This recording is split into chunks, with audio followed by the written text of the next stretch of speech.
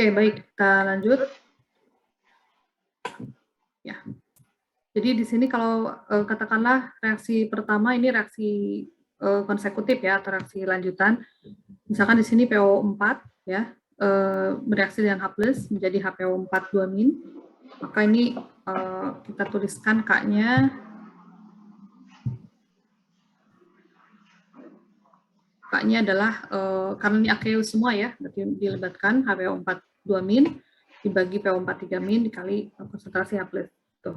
Nah, kemudian HPO4 2- ini bereaksi lagi dengan H+ seperti itu ya, sehingga menjadi H2PO4-. Nah, ini menjadi K2 seperti itu.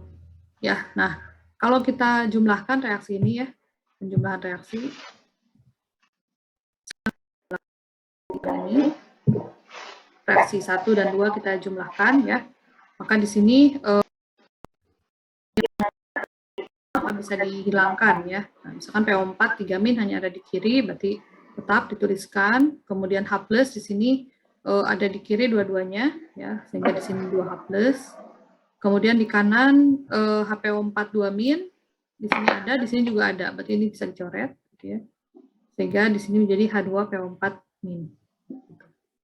Ya, nah ini berarti reaksi totalnya. Nah, K3-nya konstanta kesetimbangan untuk yang reaksi total ini berarti kan konsentrasi H2PO4- dibagi PO4 ya, konsentrasi PO4 3- ya, dibagi juga dengan H+ dikuadratkan seperti itu ya.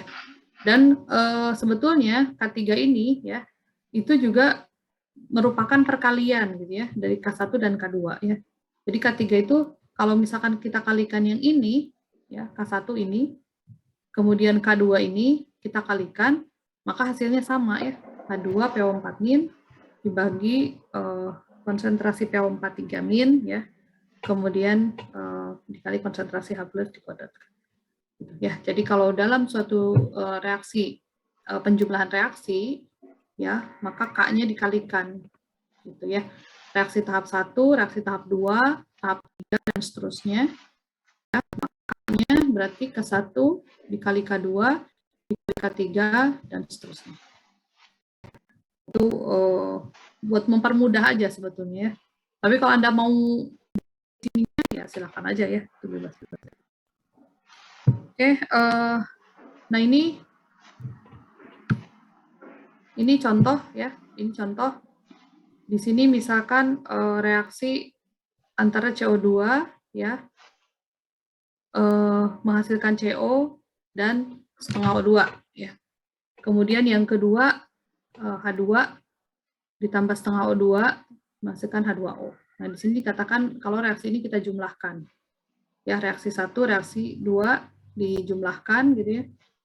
Nah, berarti bagaimana K-nya ya. Ya, ini sama dengan yang tadi ya. Itu aja. Jadi reaksi totalnya kita bisa tulis di sini. Kita bisa jumlahkan aja di sini ya. CO2 tetap berarti ya. Karena hanya ada satu. Kemudian H2 juga tetap ya, CO2 ditambah H2. Kemudian di sini setengah O2-nya di kiri di kanan ada, jumlahnya sama bisa coret-coret. Nah, menghasilkan CO2 dan H2O. Ya, jadi persamaan reaksi totalnya kira-kira CO ditambah gas ya ini ya, H2, gas juga, silakan CO2, CO, dan H2O. Nampaknya udah setara ya, C-nya ada 1, O-nya ada 2 di sini, C juga ada 2, H-nya ada 2. Nah, ini reaksi totalnya ya. Nah, berarti K-nya, ya K-nya sebetulnya adalah bisa langsung ya, bisa langsung konsentrasi CO dikali konsentrasi H2O dibagi konsentrasi CO2 dibagi konsentrasi H2. Bisa begitu. Ya, atau bisa juga perkalian dari K1 dan K2. Kemudian, nah ini konsentrasi kesetimbangan ya. Oke, misalkan kita langsung masuk ke reaksi, katakanlah di sini reaksi H2 ditambah I2 ya, gas hidrogen ditambah iodin menghasilkan 2 hidrogen iodida. Seperti itu ya. Nah, di sini konstanta kesetimbangannya adalah 59,3. Ya, berarti K-nya di sini 59,3. Nah, kok 58. Ini K yang besar, yang kecil, atau yang sedang? Kira-kira. Nilai K-nya 59,3. Artinya apa? Besar bukan, Bu? Besar, ya, besar. Karena kecil itu kategorinya kurang dari 1. Ya, berarti kalau 59,3 ini terbilang besar, artinya ini probability terbentuk produk ini besar, gitu ya. Seperti itu. Nah, di sini kita pada kondisi mula-mula, ya, pada trial begins with, nah ini campuran antara 0,05 molar hidrogen, ya, jadi ada konsentrasi mula-mula, ya kita buat diagram reaksi seperti ini. Nah, ada mula-mula 0,05, ya, kemudian I2-nya 0,05, gitu ya. Nah, berarti HI pada keadaan mula-mula belum terbentuk. Ya, nah kemudian ketika bereaksi pasti terjadi perubahan konsentrasi ya. Perubahan konsentrasi itu artinya kalau reaktan itu berkurang, maka di sini selalu dikurangi. Ya, dikurangi gitu. Tapi kalau produk itu bertambah, maka di sini plus tandanya ya. Nah, di sini karena kita belum tahu berapa yang berkurang dan berapa yang bertambah, ya kita simbolkan saja sebagai X gitu ya. Sebagai X di sini. Kemudian diikuti dengan koefisiennya ya. Karena di sini koefisiennya 1, maka ini min X gitu ya. Kemudian ini juga min X ya. Nah, di sini di HI karena pada persamaan dia 2, koefisiennya 2 ya, sehingga di sini akan bertambah sejumlah 2X. Gitu ya. Nah, pada kesetimbangan ya, pada final concentration atau pada kesetimbangan ya tadi kalau reaktan dia berkurang ya, sehingga 0,05 dikurangi X, dan I2 juga sama berkurang 0,05 dikurangi X ya. Tetapi untuk HI dia ya asalnya 0 ditambah 2X ya jadi 2X. Sampai sini bisa dipahami ya? Oke, nah kemudian nah ini kita masukkan ke rumus kesetimbangan ya atau persamaan kesetimbangan. K sama dengan HI kuadrat dibagi dengan konsentrasi H2 dibagi konsentrasi I2. Ya sudah. Nah, ini pada kesetimbangan. Ingat, ini pada kesetimbangan. Berarti yang kita hitung final concentration-nya. Ya, yaitu untuk HI-nya 2X kuadrat. Kemudian untuk H2-nya 0,05 dikurangi X. Ya, kemudian untuk I2-nya 0,05 dikurangi X. Ini nilainya 59,3. Ya. Selanjutnya matematis. Cari X gitu ya. Selanjutnya matematis saja. Ya, ini triksnya, kalau ini triksnya diakarkan ya. Kalau ini triksnya diakarkan, karena atas kuadrat, bawah kuadrat, maka dihilangkan kuadratnya, tapi yang ininya diakarkan gitu ya. Di akar 59,3 itu 7,70. Ya, kalau sudah begini boleh pakai kalkulator ya. Tapi bisa juga sih, kalau ada yang jago kan ya, mengakarkan dengan langsung gitu. Ada, itu kelas berapa SD gitu ya. 5 SD gitu kalau nggak salah ya. Itu ya, jadi di sini ketemulah X-nya adalah 0,040 gitu, ya. Nah, sehingga di sini konsentrasi H2 dan I2 itu tinggal 0,01 molar ya. Nah, sementara yang terbentuk berapa produknya? 0,08 molar ya. Nah, ini pada komposisi pada kesetimbangan ya. Komposisi pada kesetimbangan. Artinya apa? Pada kesetimbangan itu tidak semuanya habis gitu ya. H2 habis, I2 habis, tidak. Ya, tapi bisa saja tersisa seperti ini. Ya, tergantung nilai K. Kalau K-nya kecil ya, K-nya kecil maka reaktannya ini masih banyak gitu ya. Produknya sedikit. Gitu, kalau K-nya kecil. Tapi kalau K-nya besar maka produknya banyak ya, 0,08 molar. Nah, produk yang tidak bereaksinya itu lebih sedikit. Seperti itu. Bisa dipahami sampai sini ya? Ya, jadi bagaimana cara menentukan komposisi konsentrasi pada kesetimbangan, ya, konsentrasi kesetimbangan. Artinya bagaimana komposisi pada kesetimbangan. Gitu. Oke, lanjut. Ini apa ya? Nah, ini contoh soal yang lain ya. Contoh soal yang lain.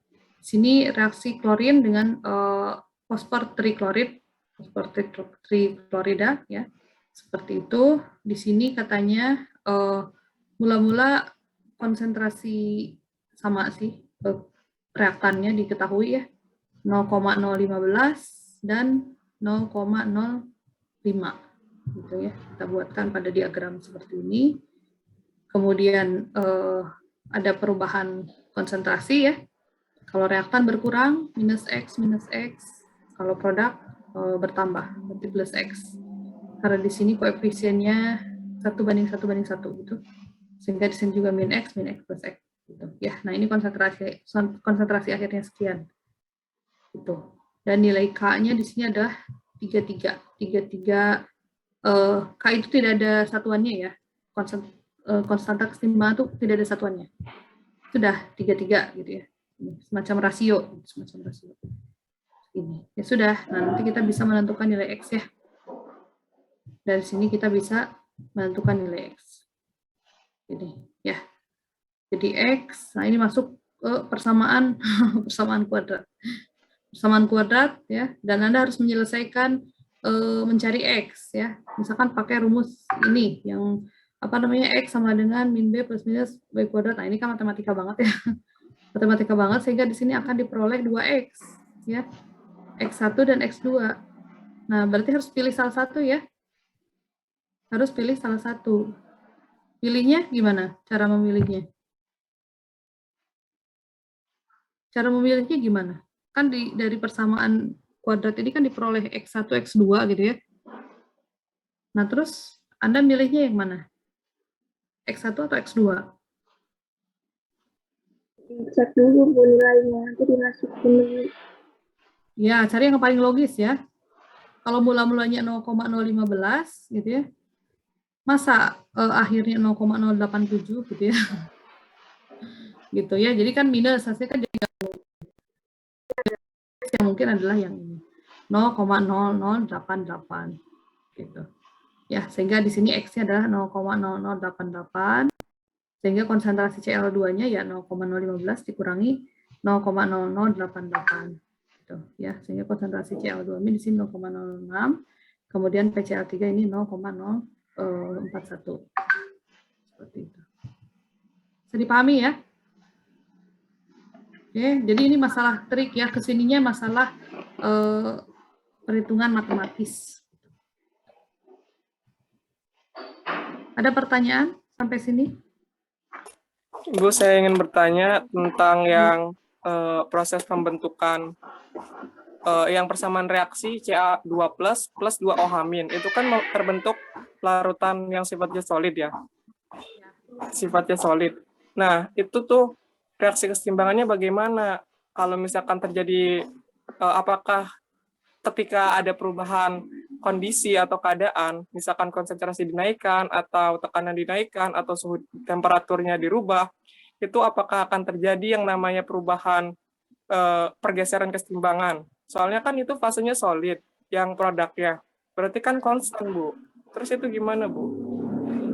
Oke, nah ini nilai K ya, ini berlaku pada satu kondisi ya. Berlaku pada satu kondisi. Nah, artinya nilainya segini. Tetapi kalau ada apa namanya?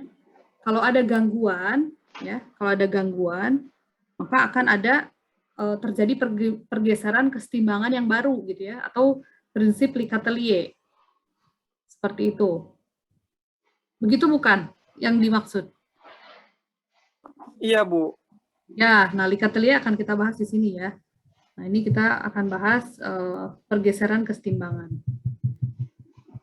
Ya, nah ini jadi di sini ya kalau kita tadi sudah mempunyai sistem yang setimbang. Oke. Ya sudah, selama temperaturnya tidak berubah, tekanannya tidak berubah ya. Kemudian konsentrasinya juga tidak ada penambahan lagi atau pengurangan lagi, maka reaksi itu berlangsung terus seperti itu, konstan ya, lurus gitu. Seperti itu ya. Tetapi di sini apabila ya kita berikan pressure ya atau stres gitu ya, atau tekanan atau apa gitu ya, maka akan terjadi kesetimbangan baru. Jadi yang tadinya sudah setimbang menjadi tidak setimbang lagi. Nah, tapi kemudian dia akan mengalami kesetimbangan yang baru. Gitu. Ya, nah stresnya sini dalam bentuk apa? Satu dalam bentuk perubahan konsentrasi. Ya, yang kedua dalam tekanan, ya. Yang ketiga adalah temperatur. Gitu, ya. Nah, contoh misalkan di sini ya. Nah, ini adalah pada perubahan konsentrasi misalkan ya. Nah, kita lihat diagram yang sebelah kiri dulu ya. Kita lihat diagram yang sebelah kiri di sini. Nah, ini ya ini konsentrasi, ya ini kemudian waktu. Nah, ini daerah sini ini adalah kurva yang tadi saya sampaikan mula-mula. Jadi di sini NO2 gitu ya. Ini dibalik reaksinya NO2 menjadi NO4. Enggak apa-apa, enggak masalah. Oke, NO2 ya, kemudian di sini N24 naik sampai diperoleh kesetimbangan. Nah, ini kesetimbangan. Ini daerah kesetimbangan. Tapi kemudian kesetimbangan ini diganggu. Diganggunya ditambahlah NO2 dari luar ya. Kita suntik misalkan NO2 stres gitu, maka otomatis konsentrasi NO2 akan naik otomatis. Kenapa naik? Ya karena ditambahin gitu ya. Karena ditambahin gitu ya, makanya terganggu. Terganggu NO2-nya naik. Ya. Nah, karena NO2 naik, NO2 kan akan bereaksi lagi ya, artinya akan terdekomposisi lagi, maka dia akan turun lagi seperti itu. Kalau dia turun ya berarti N2O4-nya akan naik seperti itu. Ya, dan ini proses lagi sampai mana? Sampai terjadi kesetimbangan yang baru. Seperti itu. Itu.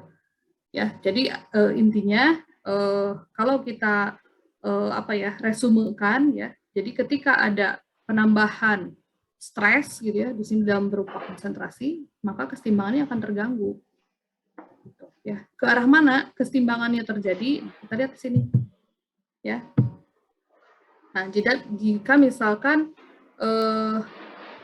ketika produknya ditambah ya. Jadi kalau misalkan di sini, saya tulis dulu ya reaksinya.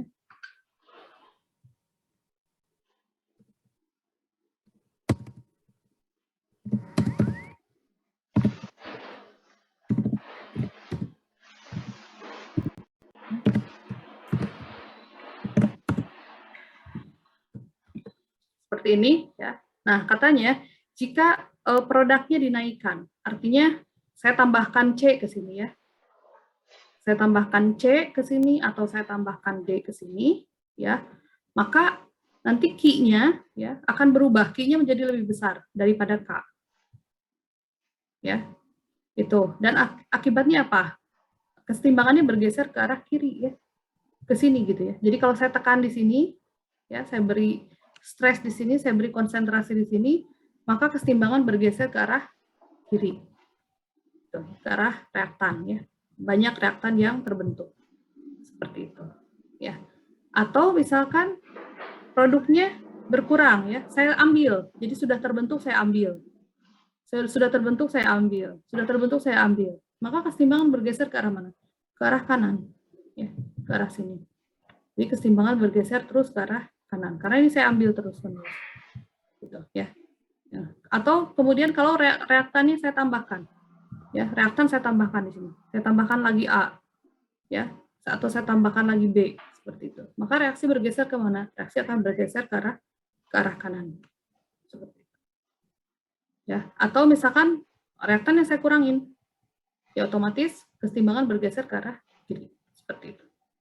Gitu ya. Jadi kesetimbangan itu selama tidak ada stres, maka dia akan terus seperti itu, konstan. Tetapi apabila ada stres, yaitu misalkan penambahan konsentrasi atau pengambilan konsentrasi gitu ya, seperti itu, ya maka akan terjadi gangguan kesetimbangan. Sampai mana? Sampai kesetimbangan yang baru. Seperti itu. Begitu, apa bisa diterima? Iya, Bu, bisa. Oke, ya Reza. Ya, seperti itu ya. Jadi kesetimbangan itu bisa terganggu atau bisa diganggu ya, menuju kesetimbangan yang baru. Nanti kita akan hitung bagaimana komposisi setelah kesetimbangan yang baru. Ya, nah ini salah satunya dengan konsentrasi, keduanya dengan tekanan ya. Yang keduanya adalah pengaruh tekanan.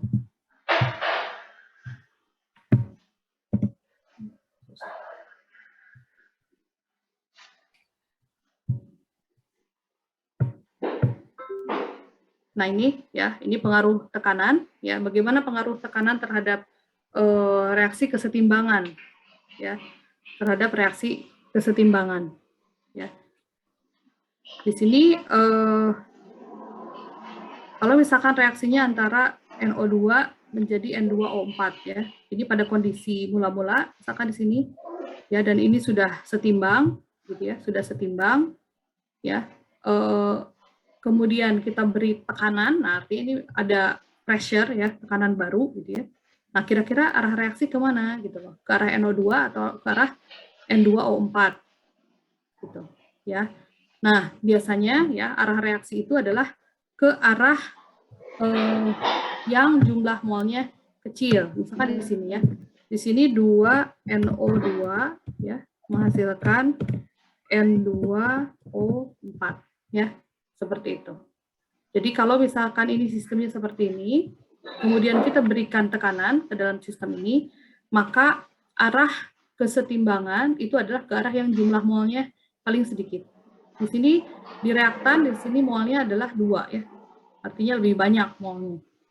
Gitu ya. Nah, ketika diberikan tekanan, maka kesetimbangan akan bergeser ke arah N2O4. Ya. Nah, di sini yang jumlah molnya sedikit. Seperti itu. Ya, atau kalau misalkan tekanan dinaikkan ya sebaliknya, ya. Itu berlangsung sebaliknya. Atau misalkan saya kasih contoh soal di sini. Ya, di sini ada reaksi kesetimbangan ya. NH3 ditambah CH4 ditambah HCN, semuanya gas. Ya, ditambah H3H2. Nah, pada sistem ini kemudian tekanannya dinaikkan ya atau ditambah. Saya akan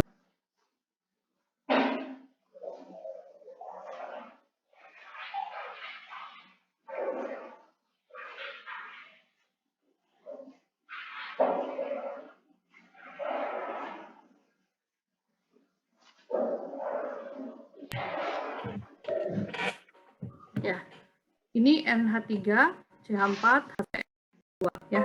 Nah, bagaimana jika pada kesetimbangan ini tekanannya dinaikkan ya, dinaikkan. Nah, jadi kita lihat ya, di kiri ada 2 mol gas ya, 1 NH3 dan 1 mol lah ya, mol, 1 mol gas NH3 dan 1 mol gas CH4 ya. Jadi di kiri ini ada 2. Sementara di kanan ini ada 4 ya. 1 mol gas HCN dan 3 mol gas hidrogen. Ya. Nah, jadi ketika ditekan ya, maka kesetimbangan itu bergeser pada jumlah mol yang lebih sedikit ya, sehingga kesetimbangannya akan bergeser ke arah kiri. Ke arah NH3 dan ke arah CH4. Seperti itu. Ya, artinya apa? Artinya di sini akan terjadi pengurangan, di sini akan terjadi pertambahan. Gitu. Ya, arah reaksinya ke sana gitu. Seperti itu. Nah, kemudian kalau yang B ya, di sini 2 mol NH3, di sini 2 mol CH4 dan 3 mol oksigen. Berarti totalnya ada 7 mol gas di sini ya, 7 mol gas. Kemudian di kanan ini ada 8 mol gas. Ya, 8 mol gas. Tetapi di sini pressure-nya adalah di-decrease ya, diturunkan. Ya. Jadi kalau tekanannya diturunkan ya, maka kesetimbangannya ke arah kanan ya, sebaliknya. Jadi kalau tekanan diturunkan, kesetimbangan ke arah yang sedikit jumlah molnya. Kalau tekanan diturunkan ya, kesetimbangannya ke arah jumlah mol yang lebih banyak. Itu gangguan dari segi tekanan ya. Kalau dari temperatur gimana? Kalau dari temperatur. Kalau dari temperatur, pertama kita harus kenali dulu dia eksotermis atau endotermis ya. Cirinya, kalau eksotermis, delta H-nya minus 2. oh, ya. Jadi misalkan ini reaksi eksotermis,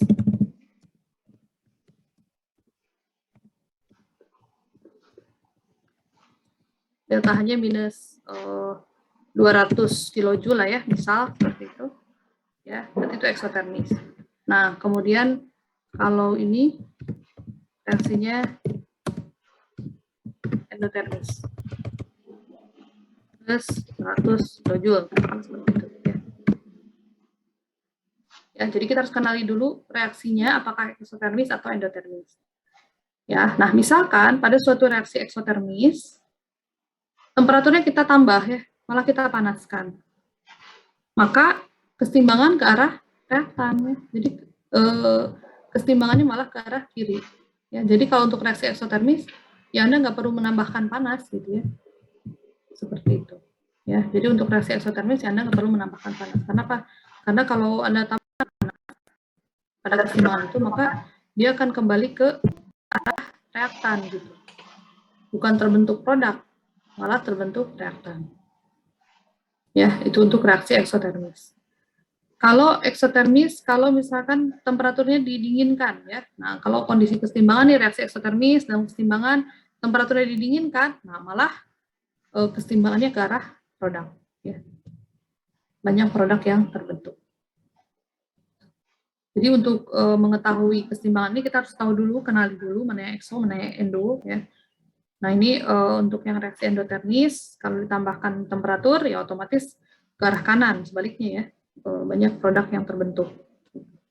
Tapi kalau yang diturunkan pada endotermis ya reaktannya malah ke arah reaktan yang terbentuk, produknya sedikit terbentuk. Itu ya, jadi kesetimbangan itu bisa diganggu ya dengan tekanan, kemudian konsentrasi dan temperatur. Ada pertanyaan sampai sini? Ada? Oke, tidak ada. Lanjut. Mungkin ada pernah dengar istilah KSP gitu ya? Apa itu sebetulnya? Pernah ya dengar ya? Apa itu artinya?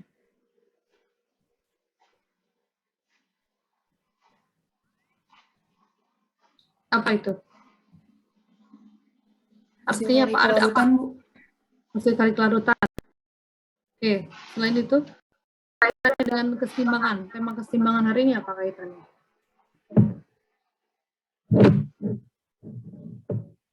Kaitannya dengan tema kesetimbangan saat ini apa?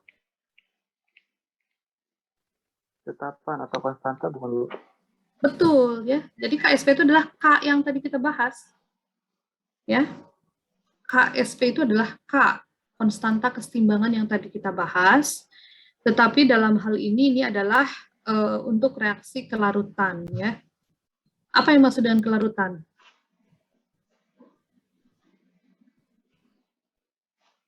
Asalnya padat jadi larut kan gitu ya. Gitu aja sih. Itu kelarutan ya. Nah, selama ini apakah semua padatan bisa dilarutin? Semua padatan bisa dilarutkan? Semua padatan bisa dilarutkan nggak? Batu bisa dilarutkan? Enggak. Oke, garam bisa dilarutkan? Bisa. Oh, garam apa dulu ya? Garam apa dulu? Ya, kalau garam NaCl iya ya. Tapi kalau garam perak AgCl itu nggak bisa. Ya, Anda aduk dimanapun ya. Selama temperatur sama tekanannya tetap itu nggak akan sulit larut ya. Jadi larutan di sini ada material padatan ya seperti garam-garam tidak semuanya larut ya. Ada garam-garam yang tidak larut ya. Artinya ketika dia dilarutkan di dalam air, contohnya ini aja ya, CaOH 2 kali, kalsium hidroksida. Kalau tadi di atas pembentukan, kalau di sini peruraian ya. Atau pelarutan. Karena ini padatan ya. Kalsium hidroksida ini padat, solid. Kemudian dilarutkan di dalam air, maka akan terurai menjadi Ca2+ dan 2OH-. Ya, apakah semuanya larut? Enggak, ya. Nah, kenapa enggak? Karena kita lihat K-nya. Ternyata K-nya, ya, kebalikan dari yang tadi ya. Kalau tadi kan 7,9 kali 10 pangkat positif di sini ya, 5 ya, kalau nggak salah ya. 5 ya. Ini kebalikannya, 7,9 kali 10 pangkat min 6. Ya, artinya ini lebih kecil daripada 1. Ya, ini lebih kecil daripada 1. Kalau nilai K lebih kecil daripada 1, maka produknya lebih sedikit. Artinya apa? Artinya bahwa ini tuh nggak larut gitu ya, sulit larut. Yang larut cuma sekian aja gitu. Ya, cuma sekian 10 pangkat min 6 gitu ya. Gitu. Jadi sedikit sekali larut di dalam air. Gitu, ya. Jadi KSP itu adalah konstanta kesetimbangan. Tapi untuk reaksi kelarutan. Ya. Untuk reaksi kelarutan atau disebut juga konstanta produk kelarutan, solubility product, ya. Solubility product. Seperti itu, ya. Nah, maknanya apa? Coba. Maknanya kita lihat ya, di sini ada yang 10 pangkat min 6, ada yang 10 pangkat min 11 ya. Oh, ini berurut nih. 10 pangkat min 9, kemudian di bawah sini 10 pangkat min 74. Artinya apa? Kalau kita maknai nilai KSP ini. Kalau makin kecil makin sulit larut, bukan, Bu? Ya, ya. Jadi semakin kecil, semakin sulit sekali untuk larut ya. Atau nyaris nggak larut. Nyaris nggak larut ya. Di sini PTS ya, garam platina sulfida ya, PT sulfida. Ini garam ya. Garam. Ini tidak larut. Gitu. Ya. CaCO3 juga hampir tidak larut ya, karena ini kecil sebetulnya. Ya, nah makanya untuk garam-garam yang tidak larut atau sedikit larut ya, itu memiliki nilai KSP. Coba kalau NaCl KSP-nya berapa? Kalau NaCl, Anda cari ya KSP NaCl, nggak ada. apa tinggi ya, K-nya besar sekali gitu ya, 10 pangkat sekian karena hampir semuanya larut. Gitu ya, untuk NaCl. Tapi untuk yang sulit larut, maka nilainya ini kecil sekali. KSP. Gitu ya. Jadi K itu adalah konstanta kesetimbangan. Ya, tapi reaksinya reaksi kelarutan. Gitu ya. Oke. Nah, lihat di sini KSP itu sama dengan konsentrasi Ca plus dikali konsentrasi OH minus. CaOH-nya tidak dilibatkan ya. Karena ini tadi kesetimbangan itu, perubahan konsentrasi itu ya pada fase gas atau fase larutan.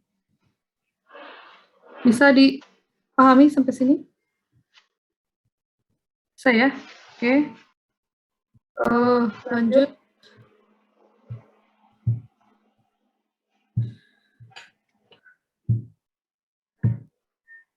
Nah ini ya, ini masih sama ya, tulis ekspresi konstanta produk larutan atau KSP untuk kalsium fluorida ya. Nah ini tinggal ditulis aja CaF2, Ca2 plus tambah 2F min ya, sehingga KSP-nya seperti ini. Gitu. Ya. Oke, kemudian ini KSP dengan kelarutan molar ya. Nah, oke, KSP dengan kelarutan apa sih hubungannya? Kita lihat ya di sini. Jadi misalkan di sini ada kalsium fosfat ya. Kalsium fosfat. Nah, kemudian ini larut ya, anggaplah larut 3 atau persamaannya menjadi 3 Ca2 plus ditambah 2 PO4 3 minus. Kita lihat K-nya, KSP-nya 10 pangkat min 33 ya, berarti kecil sekali, berarti memang sulit larut. Larut tapi sedikit sekali. Gitu. Ya. Itu, nah kemudian yang ditanyakan adalah kelarutan per gramnya ya, larutan berapa gram kalsium fosfat per 100 gram solvent. Ya, jadi kalau kelarutan molar itu dinyatakan dalam molaritas satuannya. Ya, oke. Nah kita coba masukkan ke sini. Ini KSP. KSP itu tidak lain adalah konsentrasi Ca2 plus pangkatkan 3 dikalikan dengan PO4 3 min pangkatkan 2. Ya, dan ini nilainya adalah 2,0 kali 10 pangkat min 33. Ini. Nah, kemudian kita masukkan ke sini ya, ke diagram kesetimbangannya.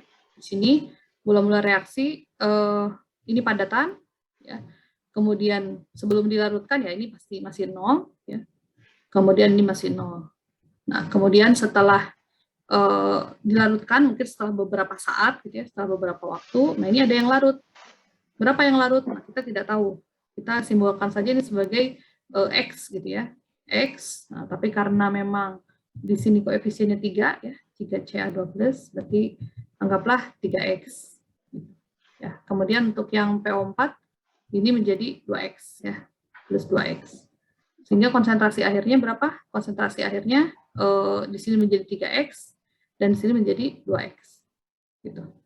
Ya, nah kita mencari X-nya. Sebetulnya X-nya berapa? Ya. Nah, X-nya kita bisa cari dengan masukkanlah ke KSP ya, ke nilai KSP. Nilai KSP-nya kita sudah tahu 2,0 kali 10 × 33 ya, kalsiumnya 3X tadi, kemudian PO4-nya 2X. Kita masukkan ya, sehingga diperoleh nilai X-nya adalah 1,1 kali 10 pangkat min 7 ya. Jadi ini kecil sekali X-nya. Seperti itu ya. Nah, untuk fosfatnya sendiri, nah ini kelarutannya ya, karena tadi ini dalam molar ya, ini dalam molar, X-nya ini dalam molar satuannya. Kalau yang ini satuannya masih dalam molar ya. Sementara tadi kan harus dalam gram ya, gram per gram ya. Sudah, ini tinggal konversi saja gitu ya. Jadi ini molar itu adalah mol per liter ya, mol per liter seperti itu ya. Nah, kemudian nanti dikonversikan ke gram, yaitu tinggal dikalikan dengan massa molar gramnya ya. 310,2 itu dari kalsium fosfat seperti itu. Ya, nah ini hanya konversi saja ke sininya, sehingga nanti diperoleh ya kelarutannya itu 3,5 kali 10 pangkat min 6 gram ya per 100 gram H2O ya, atau per 100 gram air. Ya, jadi dari sini dicari berapa gram gitu. Ya, dari mol ini dicari berapa gram kira-kira kalsium fosfatnya. Ya, jadi kelarutan molar yang ini ya, X ini adalah kelarutan molar. X ini kelarutan molar. Kalau KSP yang mana? KSP itu adalah perkalian konsentrasi masing-masing. Bisa dipahami kira-kira sampai sini? Ada pertanyaan? Tidak ada?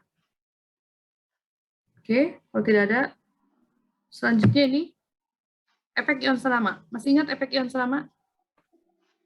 Atau common ion effect ya? Jadi misalkan ini sudah ada ya di dalam mula-mulanya ya, fosfatnya ya itu ditambahkan ya di sini. Jadi misalkan di sini ada garam kalsium fosfat tadi ya. Nah, terus kemudian ditambahkan dengan ini amonium fosfat. Ya. Jadi di sini ada kalsium fosfat ya dan amonium fosfat. Ya. Nah, kondisi mula-mulanya berarti yang ini belum larut ya. Yang ini belum larut.